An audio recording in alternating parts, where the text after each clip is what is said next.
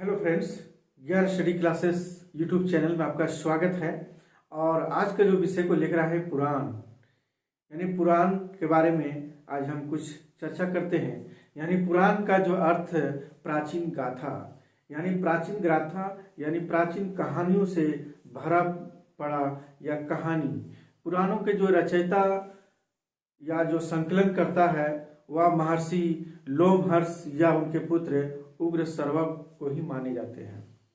पुराण क्या है? पुराण जो है सरल एवं व्यवहारिक भाषा में लिखा गया है और इसमें जो है प्राचीन ज्ञान विज्ञान, पशु पक्षी एवं वनस्पति विज्ञान, आयुर्वेद इत्यादि का समावेश इसमें सब कुछ मिलता है।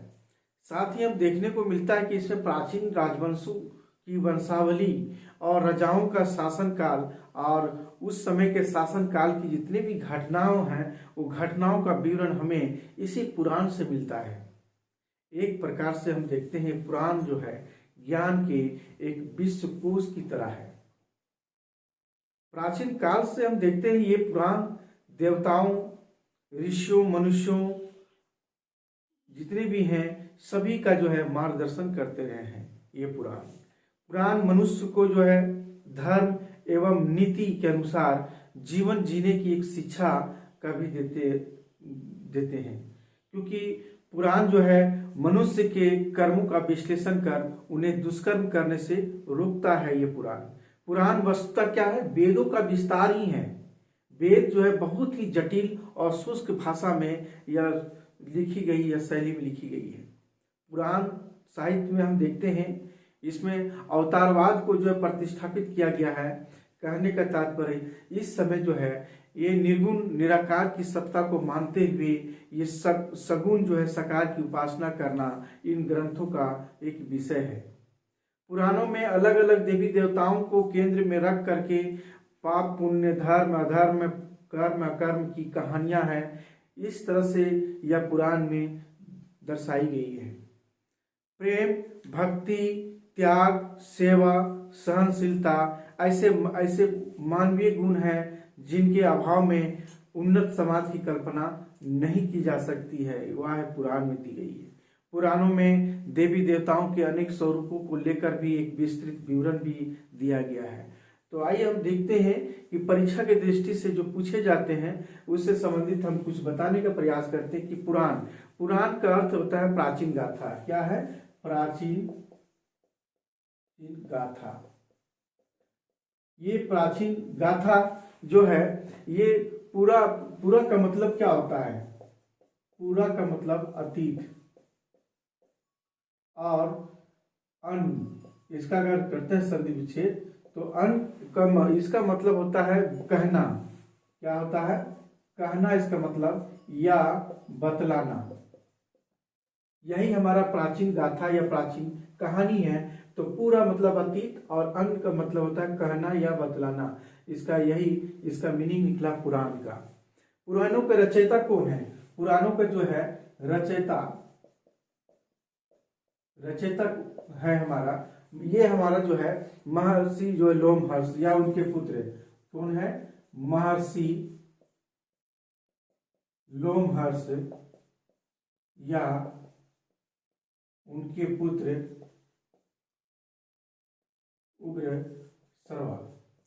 उग्र सर्वा को ही जो है ये माने जाते हैं। तो इसमें हम देखते हैं कि जो है 18 पुराण है। इसमें कितने हैं? इसमें 18 पुराण कितने हैं? 18 पुराण है।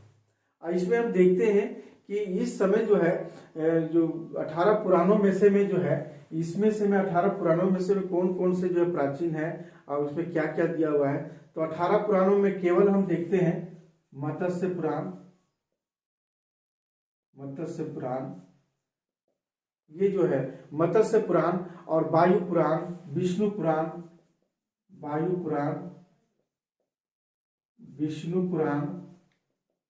और हम देखते हैं विष्णु पुराण, मार्कंडेय, ये हम जो है ब्रह्मांड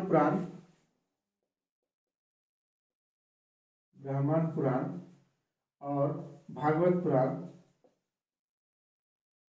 इसमें क्या दिया हुआ है, इसमें जो है दिया हुआ है कि इसमें जो है राजाओं की वंशावली दी गई। क्या है इसमें, उस समय के जो है विभिन्न राजाओं का, यानी विभिन्न राजाओं का वंशावली दी गई है। ये विभिन्न वंशावली दी गई है। और मत्स्य पुराण क्या है, मत्स्य जो पुराण है वो हमारा क्या है, मत्स्य पुराण सबसे पुरानी है। क्या है, इसमें सबसे अधिक प्राचीन और प्रामाणिक है। क्या है, सबसे अधिक प्राचीन एवं प्रामाणिक है। ये हमारा पुराण मत्स्य पुराण। मतलब इसमें हम देखते हैं मौर्य वंश के लिए देखते हैं कि जो परीक्षा की दृष्टि से पूछे जाते हैं, यानी हमारा मौर्य वंश के लिए कौन सा पुराण, मौर्य वंश के लिए यानी कौन सा पुराण जो है उसमें देखने को मिलती है, यानी मौर्य वंश के लिए, मौर्य वंश के लिए ये हमारा जो है मौर्य वंश के लिए क्या है, हमारा विष्णु पुराण। क्या है, विष्णु पुराण। विष्णु पुराण में ही मौर्य वंश का जिक्र किया गया है। या जो है हम बताने का प्रयास करें कि मौर्य वंश में के लिए जो है विष्णु पुराण में जो है मौर्य वंश के बारे में चर्चा किया गया है। इसी तरह हम देखते हैं आंध्र सातवाहन के लिए, आंध्र सातवाहन वंश, यानी आंध्र सातवाहन वंश में जो है ये किसका दिया गया हुआ है, मत्स्य पुराण का, मत्स्य पुराण। इसी तरह हम और भी एक देखते हैं कि इसमें गुप्त वंश की जो है, यानी गुप्त वंश के साम्राज्य के बारे में जो है वह दिया गया है जो है वायु पुराण में। क्या है, वायु पुराण में। इसी तरह हम देखते हैं ये रचना क्या है, ये हमारा रचना जो है, ये हमारा रचना किया गया मुख्यतः क्या किया है, मुख्यतः किस में है, यह जो है संस्कृत में है, लेकिन इसमें कुछ जो है पुरान क्षेत्रीय भाषाओं में है। ये संस्कृत में है, मुख्यतः रचना जो है मुख्यतः संस्कृत में की गई है, लेकिन इसमें से कुछ पुराण जो है क्षेत्रीय भाषाओं में भी है, यानी क्षेत्रीय मतलब भाषाओं में भी की गई है, क्षेत्रीय भाषाओं में भी लिखी गई है।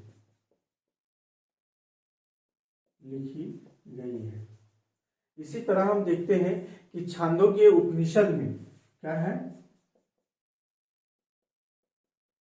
छांदोग्य उपनिषद में एक बहुत ही इंपॉर्टेंट है क्वेश्चन पूछा। छांदोग्य उपनिषद में जो है पुराण जो है वेदों का ये 5वां वेद माना जाता है। पुराण क्या है, पुराण जो है वेदों का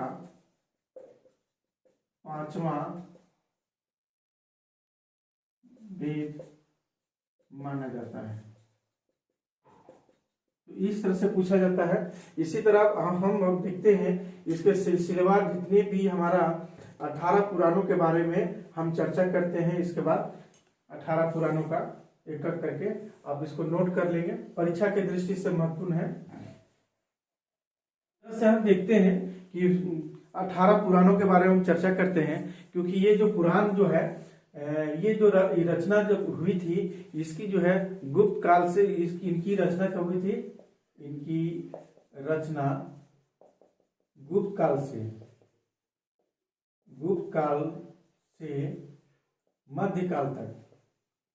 मध्यकाल तक यह रचना की गई थी प्राचीन ये पुराणों की।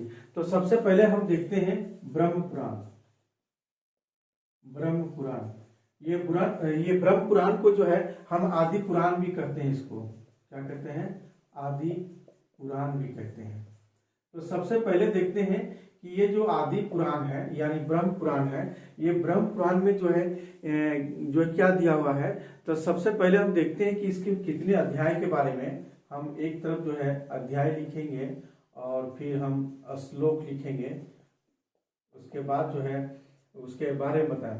तो सबसे पहले जो है अध्याय जो है ये कितने अध्याय में है, यानी 245 अध्याय में है, और प्लस जो है हमारा जो श्लोक है वह 12,000 में है, 12,000 श्लोक है। इसका जो रचना जो किए थे, यानी जो ऋषि मुनि लोग थे वो क्या थे, लोमहर्ष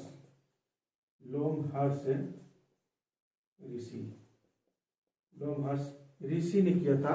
और ये क्या था कि इसमें क्या क्या दिया हुआ है, इसमें सब मेन मुख्य जो है वह सृष्टि के बारे में क्या है, या सृष्टि के बारे में है। और साथ में हम देखते हैं कि इसमें मनु की उत्पत्ति के बारे में, यानी मनु की उत्पत्ति के बारे में।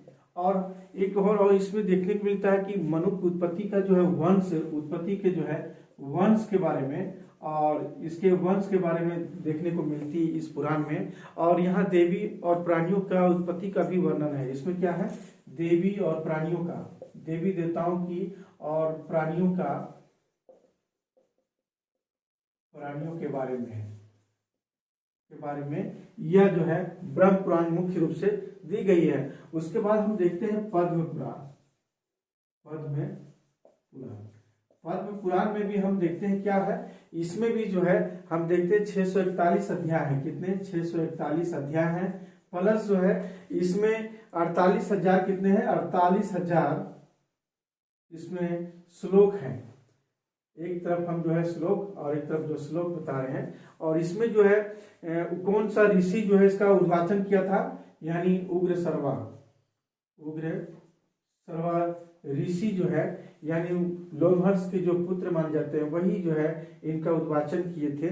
और इस तरह से ये क्या थे, इसमें क्या दिया हुआ है, विष्णु के बारे में, यानी विष्णु जो भगवान है, यानी विष्णु भक्ति के अनेक पक्षों पर दिया गया है, यानी विष्णु भक्ति पर प्रकाश डाला गया है इसमें। और इसी तरह हम और भी देखते हैं, जैसे विष्णु पुराण, एक हमारा क्या है, विष्णु पुराण में भी हम देखते हैं इसमें कितने हैं, इसमें भी 126 है। इसमें क्या है, 126 अध्याय है, प्लस जो है इसमें जो दिया गया है 23,000 जो श्लोक है, क्या है, 23,000 श्लोक है। और यह भी जो है ऋषि जो है पराशर ऋषि का क्या था, पराशर ऋषि के द्वारा जो है इसका उद्वाचन किया गया था। और इन्होंने जो है विष्णु को परम देवता के रूप में वर्णन किया है। इसमें क्या है, विष्णु को परम देवता के रूप में इसका जो है किया गया है, यानी जो है वर्णन किया गया है, के रूप में वर्णन किया गया है। इसी तरह हम और भी देखते हैं विष्णु पुराण के बाद जो है वायु पुराण। ये वायु पुराण में क्या है, इसमें भी जो है श्लोक है, जैसे 112 जो है श्लोक है इसमें, प्लस जो है इसमें 12 जो है 14,000 जो है लगभग जो है 14,000 जो है इसका वायु पुराण में 14,000 श्लोक है। क्या है, 14,000 श्लोक है। इसमें मुख्य रूप से क्या दिया, शिव का वर्णन किया गया है। वायु पुराण में क्या किया है, शिव का वर्णन किया गया है इसमें। उसी प्रकार वायु पुराण के बाद हम देखते हैं इसमें और भी है, जैसे भागवत पुराण। क्या है, भागवत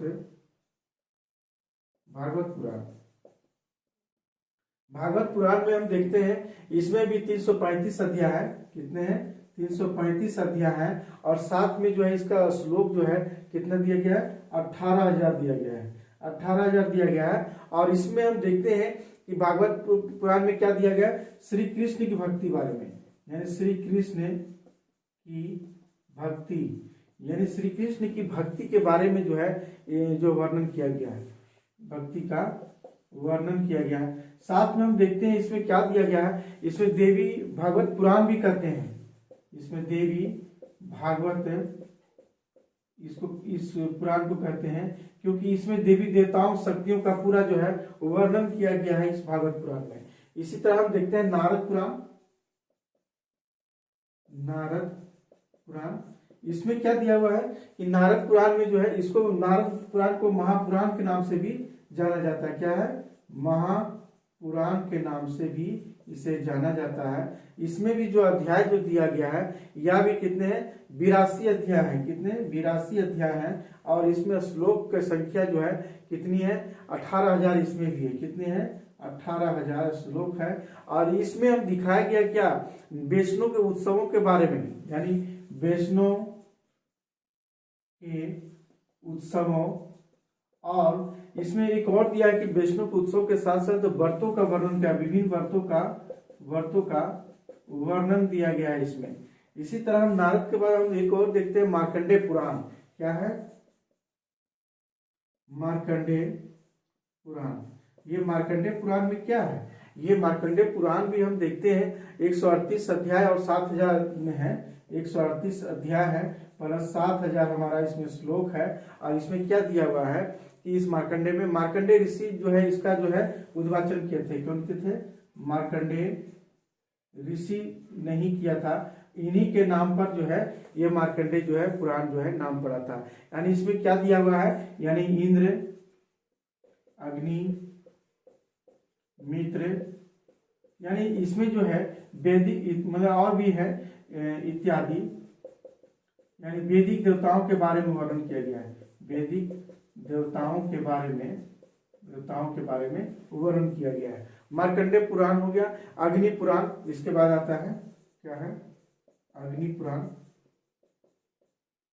अग्नि पुराण इसमें भी क्या दिया हुआ है, अग्नि पुराण में 383 यानी 383 अध्याय है। और प्लस इसमें कितने हैं, 383 और इसमें 11,500 दिया हुआ है। इसमें भी क्या दिया हुआ है, अग्नि पुराण में अग्नि ने उद्वाचन किया था। क्या था, अग्नि ने उद्वाचन किया था। और इसमें दिया हुआ है विष्णु के अवतारों का वर्णन किया है। क्या है, विष्णु का अवतारों का वर्णन किया गया है। अवतारों का वर्णन किया गया है। इसी प्रकार अग्नि पुराण के बाद हम देखते हैं इसमें जो है भविष्य पुराण। क्या है, भविष्य पुराण। भविष्य पुराण, ये भविष्य पुराण में हम क्या देखते हैं कि भविष्य पुराण में हम देखते हैं 5 अध्याय 15,000 यानी 5 अध्याय प्लस 15,000 जो है श्लोक है। और ये भविष्य की घटनाओं का वर्णन किया गया है। इसमें क्या है, यानी भविष्य की घटनाओं का वर्णन किया गया है इसमें। इसी तरह भविष्य पुराण के बाद हम देखते हैं इसमें ब्रह्म वैवर्त जो है पुराण। क्या है, ब्रह्म वैवर्त पुराण। ये ब्रह्म वैवर्त पुराण में हम देखते हैं, इस पुराण को क्या कहा जाता है, इसको वैष्णव पुराण भी कहते हैं। क्या कहते हैं, इसको वैष्णव पुराण भी के नाम से जाना जाता है इसको। तो यह जो है इसमें भी जो है श्री कृष्ण के चरित्र का वर्णन किया गया है। इसमें 18,000 श्लोक ही मात्र है। इसमें श्री कृष्ण के बारे में यानी श्री कृष्ण का वर्णन जो है इसमें भी किया गया है। तो इसी तरह दिया गया है। इसी प्रकार हम देखते हैं लिंग पुराण। इसके बाद क्या देखते हैं, लिंग पुराण। लिंग पुराण, ये लिंग पुराण में क्या दिया हुआ है, इसमें भी 163 और 11,000 यानी 63 अध्याय में और 11,000 जो है श्लोक है। और इसमें क्या दिया हुआ है, यानी शिव की उपासना किया गया है इसमें, क्योंकि शिव के जो अवतार है 28 अवतार उसके वर्णन किया है, यानी शिव का वर्णन किया गया है इसमें। शिव का वर्णन किया गया इसमें। और इसमें जो शिव के जो है 28 अवतारों का वर्णन किया गया है। अवतारों का वर्णन किया गया है इसमें लिंग पुराण में। इसी प्रकार और भी हम देखते हैं, इसको नोट करते जाएंगे।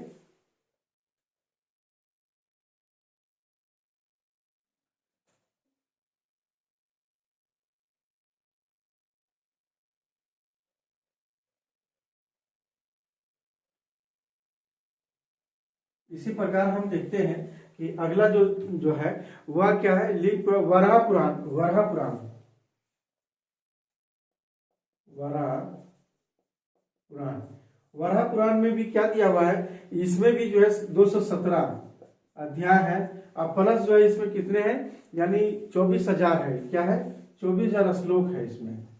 और इसमें क्या विष्णु के अवतारों का बारे में है, यानी विष्णु भगवान का जो है, यानी इसका भी विष्णु के वराह अवतार के बारे में, विष्णु के जो है वराह अवतार का पूरा वर्णन है। क्योंकि ये जो विष्णु के जो 10 अवतार हैं वह उसी के नाम पर जो वराह पुराण के नाम से जाना जाता है, और उसी का जो वराह पुराण के नाम से यानी विष्णु के वराह अवतार का पूरा वर्णन किया गया है। इसी तरह इसके आता है स्कंद पुराण। स्कंद पुराण क्या है, इसमें भी दिया गया है, इसमें भी हम देखने को मिलता है 91,000 जो है श्लोक है। और इसमें क्या दिया गया है, इसमें शिव के पुत्र स्कंद के नाम पर है, क्या है, यानी शिव के पुत्र स्कंद के नाम पर है। इसी तरह स्कंद के बाद देखते हैं वामन पुराण। ये भी क्या है, वामन पुराण, ये भी हमको देखने को मिलती है। वामन यानी 95 अध्याय हो गया, और हमारा जो इसका जो श्लोक है वह भी कितने हैं, 10,000 है। क्या है, 10,000। तो इसी प्रकार हम देखते हैं इसमें क्या दिया है, मेनली रूप से यानी विष्णु का ही अवतार है। विष्णु के जो है वामन अवतार के बारे में चर्चा किया गया है। इस तरह से देखते हैं। ये वामन अवतार के बाद हम एक और देखते हैं, यानी कूर्म पुराण।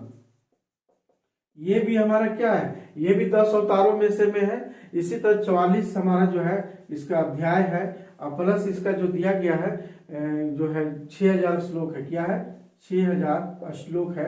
और साथ में हम यह भी देखते हैं, ये भी विष्णु के क्या है, ये भी विष्णु भगवान का जो है कूर्मावतार का पूरा वर्णन किया गया है इस पुराण में।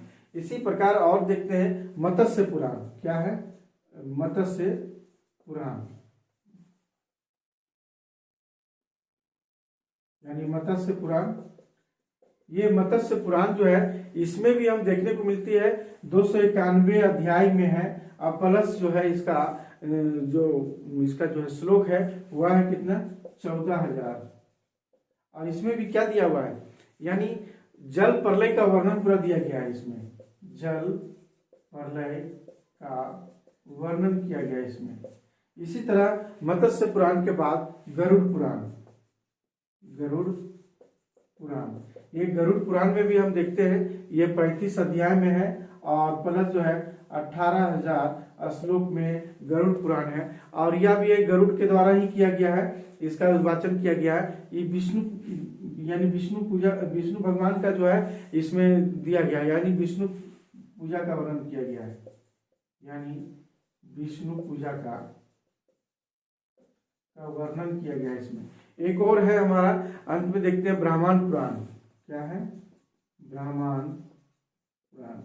तो ये पुराण में क्या दिया हुआ है, इसमें भी 109 और 12,000 श्लोक है, यानी 109 जो है अध्याय है, और 12,000 जो है ये हमारा जो है श्लोक है।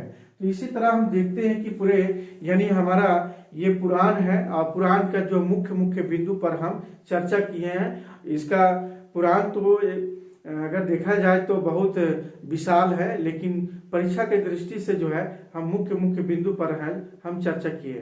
तो आज की क्लास यही समाप्त करते हैं।